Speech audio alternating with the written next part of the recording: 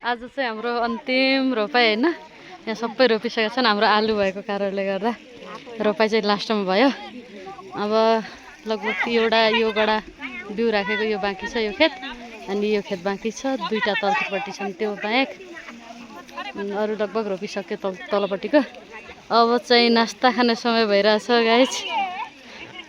नास्ता खाँदै हुनुहुन्छ हाम्रो सबैजना दिदीबहिनीहरू को हुनुहुन्छ। सबै हाम्रो गाउँलेहरू बाहिरबाट नि आउनु भएको छ। यहाँ 3-4 गाविसको हुनुहुन्छ अरे हैन। भइरहेछ भव्य।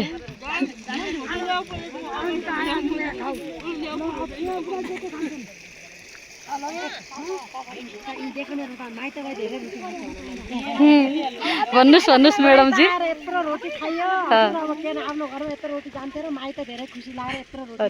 माइतको जे पनि मिठो होइन।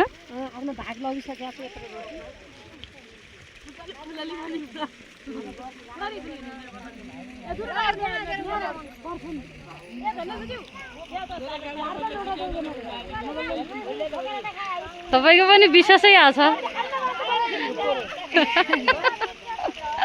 दिदी, तपाईको पनि विशेष आछ। डल्लाका डल्ला आइरहेछन्।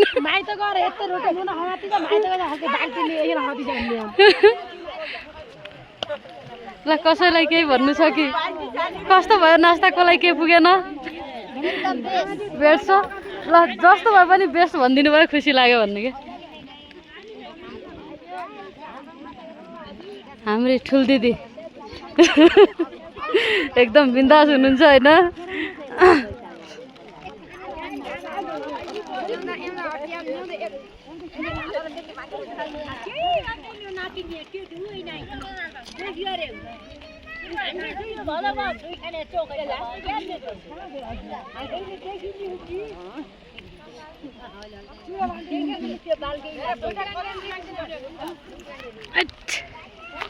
बस है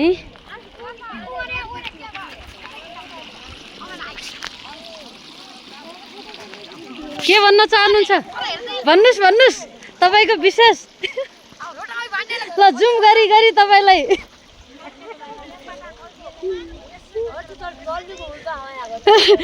भन्नुहोस्। आजको सबभन्दा हाम्रो के अरे टोलीको मुख्य मान्छे हैन? ए हो, ल ठिकै छ। हैन उहाँले खाएकै हुन्न हैन। खाने मान्छेले खानु पर्यो, अरूले खाएको भएन। तपाईको एउटा भन्न बाँकी नै छ। के भन्न चाहनुहुन्छ? नास्ता पुरा गतिया हो। अब मेरो घर जाने बेला भयो। अरु नास्ता गर्ने मोर लौ छ त मान्यो न के गुन्ती गरिनु भन्ने गरि। ल अर्को साल यो कुरा सुनवाई हुन छ अगाडि नै। अरूलाई कसैलाई केही गुनासो छ कि? दिदीले एक बाल्टी खिर सक्नु भयो यार आज।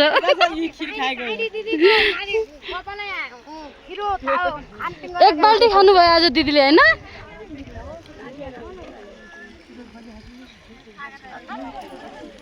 ल अब नास्ता खाइसकेपछि रोप्न हतार भइसक्यो। अहिले फेरि टाढाबाट हुनुहुन्छ। हाम्रो रोप्न बाँकी चाहिँ 2-3 खेत बाँकी नै छ। अब उठौँ गाइस। ल उठौँ अब उठौँ। त्यो दिउँसोबाट घुमिरहेछ कस्तो भइरहेछ रोपाइ भनेर। ल टक्क लाएर